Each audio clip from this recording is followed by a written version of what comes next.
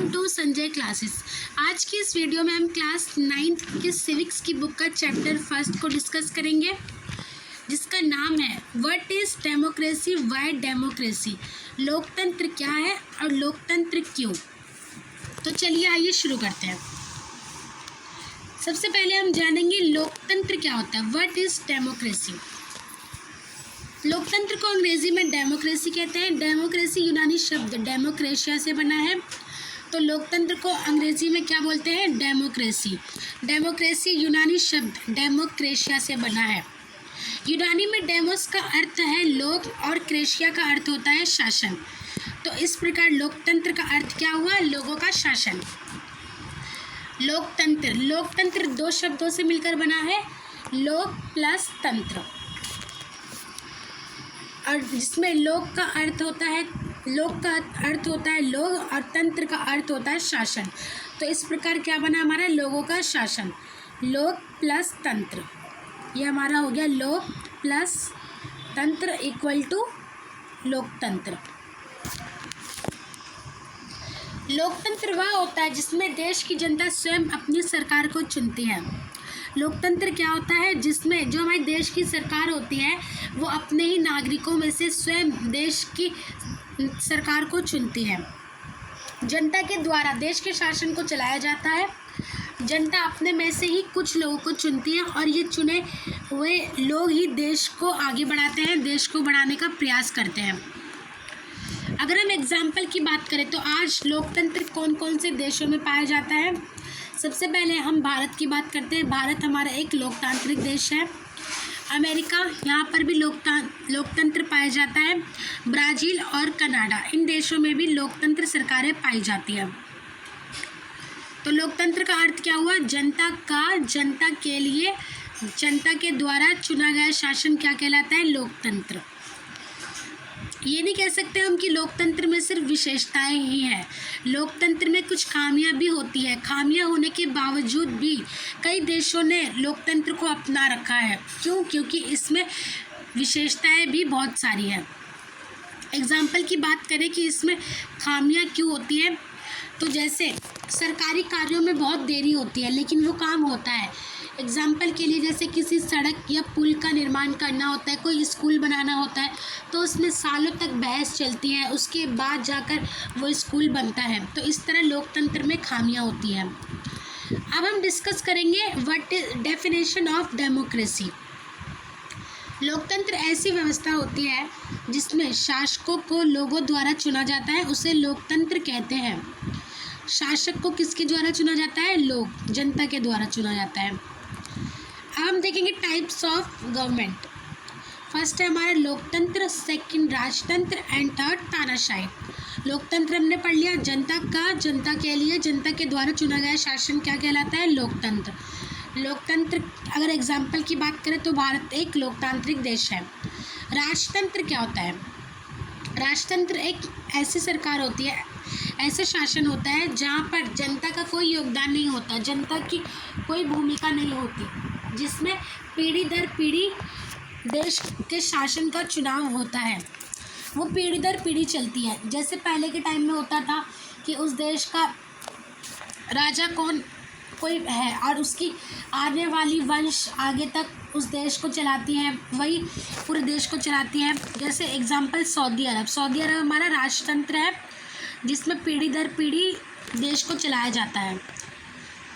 मतलब राजतंत्र में लोगों का कोई महत्व नहीं होता है, इसमें हम जो शासक का चुनाव होता है वो पीढ़ी दर पीढ़ी चलता है। तानाशाही। तानाशाही क्या होती है?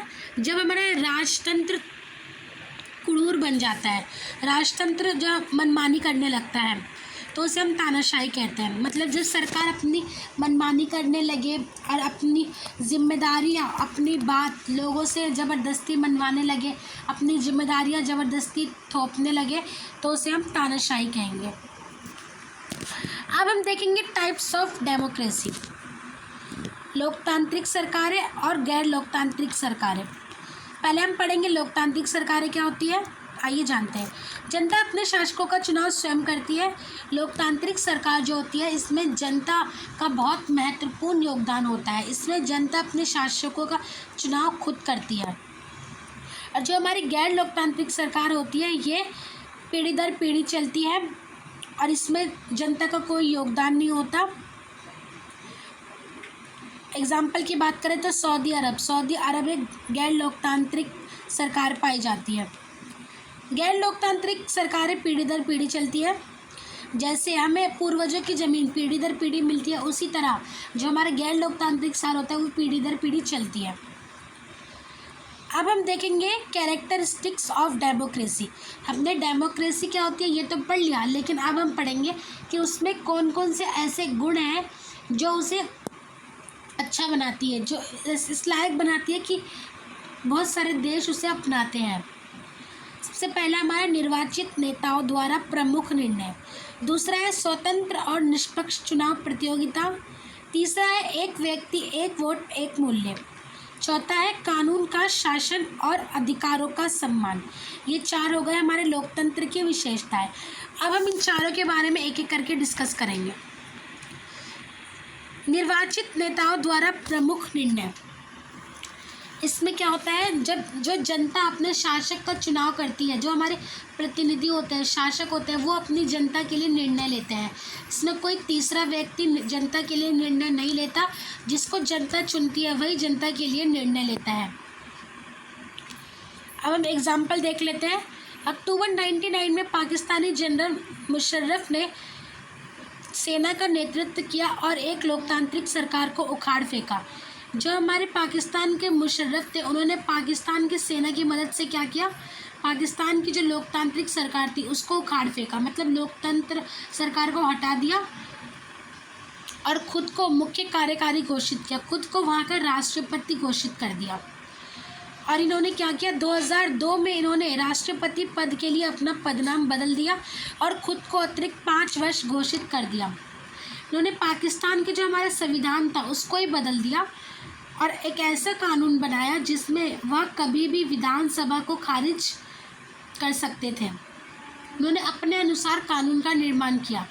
उसके बाद उन्होंने चुनाव भी कराए और लोगों ने वोट भी दिया, अपने प्रतिनिधियों को भी चुना।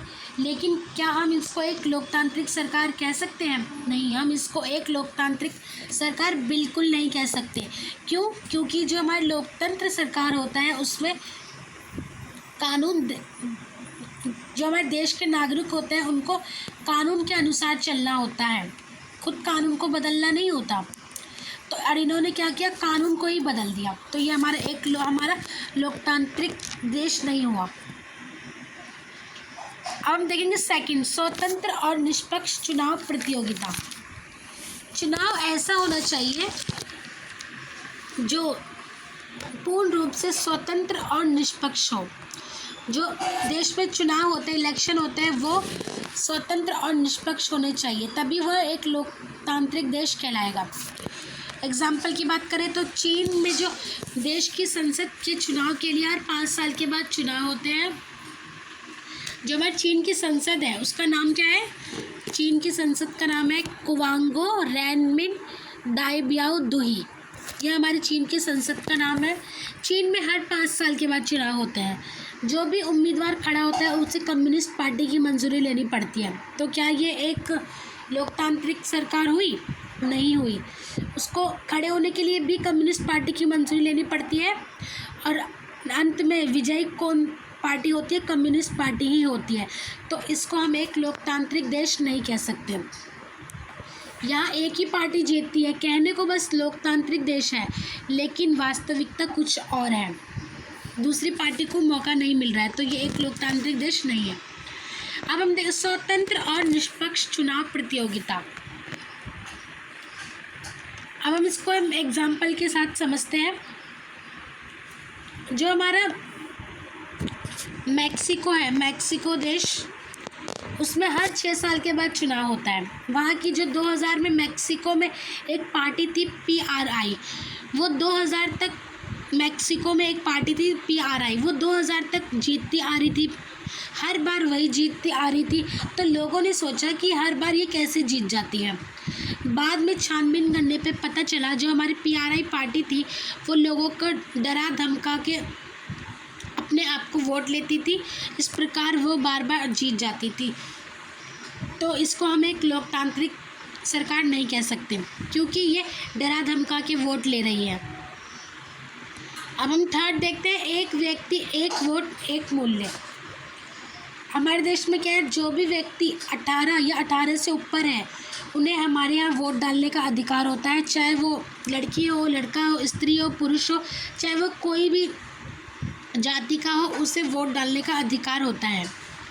राजनीतिक समानता लोकतंत्र का आधार है। कुछ उदाहरणों में समान अधिकारों से वंचित किया गया है, यह देखा गया है। जो हमारे सऊदी अरब एग्जाम्पल की बात करें तो सऊदी अरब में 2015 तक महिलाओं को वोट देने का अधिकार नहीं था, जबकि जो हमारे लोकतांत्रिक देश होते हैं वहाँ पर सभी व्यक्ति को वोट देने का अधिकार होता है और सबकी जो वोट डालने की वैल्यू होती है वो सेम ही होती है। और तो एक 2 वोट डाल सकता है और ये गरीब है तो 1 वोट डाल सकता है। सभी व्यक्ति एक ही वोट डाल सकते हैं, चाहे वो प्राइम मिनिस्टर हो, चाहे वो कोई भी हो, चाहे वो रिक्शे वाला हो, वो सिर्फ एक ही वोट डाल सकता है। अब हम इसका एक और एग्जांपल देखते हैं। जो हमारा एस्टोनिया है, एस्टोनिया रूस से सटा हुआ देश है।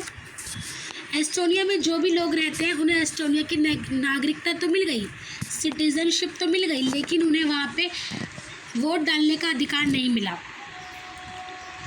तो ये क्या एक लोकतांत्रिक देश हुआ? इसको हम लोकतांत्रिक देश नहीं कह सकते। उसकी नागरिकता का ही क्या फ़ायदा अगर उसको वोट डालने का अधिकार नहीं है, अपनी शासक चुनने का ही अधिकार नहीं है, तो वो क्या एक लोकतांत्रिक देश हुआ? वो एक लोकतांत्रिक देश बिल्कुल नहीं हुआ। अब हम देखते हैं 4th पॉइंट, कानून का शासन और अधिकारों का सम्मान। जो भी कानून संविधान बनाता है वो भारत के हर नागरिक को मानना पड़ता है, नियमों के अनुसार ही चलना पड़ता है, चाहे वो प्राइम मिनिस्टर हो, रिक्शा वाला हो, सभी को कानून के नियमों का पालन करना पड़ता है। अगर कोई अपराध भी करता है तो सबको समान सज़ा मिलती है, किसी के लिए ज़्यादा या किसी के लिए कम सज़ा नहीं होती, सभी को समान सज़ा मिलती है। अगर हम एग्जाम्पल की बात करें, प्राइम मिनिस्टर के बेटे ने मर्डर कर दिया तो उसको भी वही सज़ा, एक प्राइम मिनिस्टर के बेटे ने मर्डर कर दिया और एक रिक्शे वाले के बेटे ने मर्डर कर दिया, तो क्या हम प्राइम मिनिस्टर का बेटा है तो उसको छोड़ देंगे? उसको हम बिल्कुल नहीं छोड़ेंगे। अगर रिक्शे वाले का बेटा जेल में गया है तो प्राइम मिनिस्टर का बेटा भी जेल में जाएगा। क्यों? क्योंकि दोनों ने अपराध किया है। जो भी व्यक्ति गलत कार्य करेगा उसको सज़ा मिलेगी, ये हमारा लोकतांत्रिक सरकार कहता है। अगर हम इसका एग्जाम्पल की बात करें तो 1980 में जिम्बाब्वे को आज़ादी मिली।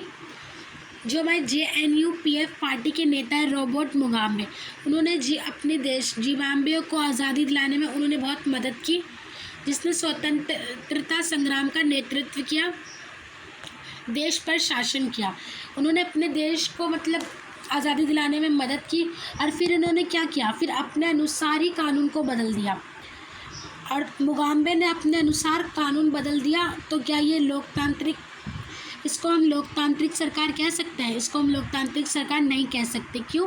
क्योंकि लोकतांत्रिक सरकार तो वह होती है जिसमें व्यक्ति को देश के नियम और कानून के अनुसार चलना पड़ता है, संविधान के अनुसार चलना पड़ता है, ऐसा नहीं कि कानून को ही बदल दिया। अब हमने पढ़ लिया कैरेक्टरिस्टिक्स ऑफ डेमोक्रेसी। अब कोई भी जो हमारे होता है उस कोई भी पॉइंट को उठा लो तो उसके नेगेटिव एंड पॉजिटिव 2 पॉइंट होते ही हैं। एक सिक्के के, जैसे आप लोगों ने सुना होगा, एक सिक्के के 2 पहलू होते हैं, उसी तरह लोकतंत्र के भी 2 पहलू होते हैं, एक है उसके अगेंस्ट, एक है उसके सपोर्ट में। तो सबसे पहले हम लोकतंत्र के खिलाफ तर्क के बारे में देख लेते हैं। लोकतंत्र में अस्थिरता पाई जाती है क्योंकि सरकार बार बार बदलती है। जो लोकतंत्र सरकार है इसमें 5 साल के बाद चुनाव होता है, बार बार सरकार बदलती रहती है, कोई स्थिर सरकार नहीं होती। ऐसा नहीं है कि कोई एक सरकार ही टिक जाए, बार बार सरकारें बदलती रहती है। राजनीतिक दलों के बीच प्रतिस्पर्धा बहुत होती है। जो राजनीतिक दल होते हैं वो विरोधी पार्टी के विरुद्ध जाकर उनके बीच जो प्रतिस्पर्धा होती है, कंपटीशन होती है, वो बढ़ जाता है कि अब हमें जीतना है, हमें जीतना है। तो इस प्रकार कोई किसी का कार्य में ध्यान नहीं रहता, बस जीतने पर ध्यान रहता है। जिस टाइम इलेक्शन होता है उसी टाइम वो लोग सारे कार्य करते हैं। इलेक्शन ख़त्म, सारे काम ख़त्म, सारे वादे ख़त्म। लोकतांत्रिक कार्यों में निर्णय लेने में देरी होती है। ये हमने पहले भी पढ़ा था। जो लोकतांत्रिक सरकार होती है उसमें कार्य करने में देरी होती है, कोई भी निर्णय लेने में देरी होती है। क्यों? क्योंकि कई वर्षों तक बहस चलती रहती है, कोई सरकार आती है, जाती है, बदलती रहती है। इस प्रकार निर्णय लेने की प्रक्रिया में देरी होती है। लोकतांत्रिक सरकार में भ्रष्टाचार बहुत होता है। एग्जाम्पल की बात करें तो अगर देश की सरकार ने किसानों को कुछ पैसे देने के बारे में कोई स्कीम चलाई होती है, तो आधे पैसे तो जो हमारे बीच में मिडल मैन होते हैं वही खा जाते हैं और उन तक उसका चौथाई हिस्सा भी नहीं पहुंच पाता। तो आप समझ सकते हैं कि लोकतांत्रिक देश में भ्रष्टाचार कितना होता है। और आजकल के टाइम में तो ये बहुत फैल गया है। चुनावों में खर्चा बहुत होता है। जो लोकतांत्रिक सरकार में जो इलेक्शन होते हैं उसमें बहुत खर्चा होता है। पार्टियाँ अपने आप को जिताने के लिए बहुत बहुत खर्चा करती हैं। लोकतंत्र के पक्ष में तर्क। अब हम देखेंगे इसके पक्ष में तर्क। एक लोकतांत्रिक सरकार हमेशा जनता के प्रति जवाबदेह होती है। जो लोकतांत्रिक सरकार होती है उसे जवाबदेह बनना पड़ता है। क्यों? क्योंकि उसके नीचे भी, उसके ऊपर भी कोई होता है जो उससे क्वेश्चन करता है, तो वो जनता के प्रति जवाबदेह होती है। उसे कोई भी कार्य करने से पहले सोचना पड़ता है रिजल्ट क्या होगा, जनता पर क्या इफेक्ट पड़ेगा, तो उस हिसाब से वो अपना कार्य करती है। लोकतंत्र में जनता महत्वपूर्ण भूमिका निभाती है। क्यों? क्योंकि जनता ही तो देश की सरकार को चुनती है, तो इसलिए लोकतंत्र में जनता का बहुत महत्वपूर्ण योगदान होता है। लोकतंत्र निर्णय लेने की गुणवत्ता में सुधार करता है।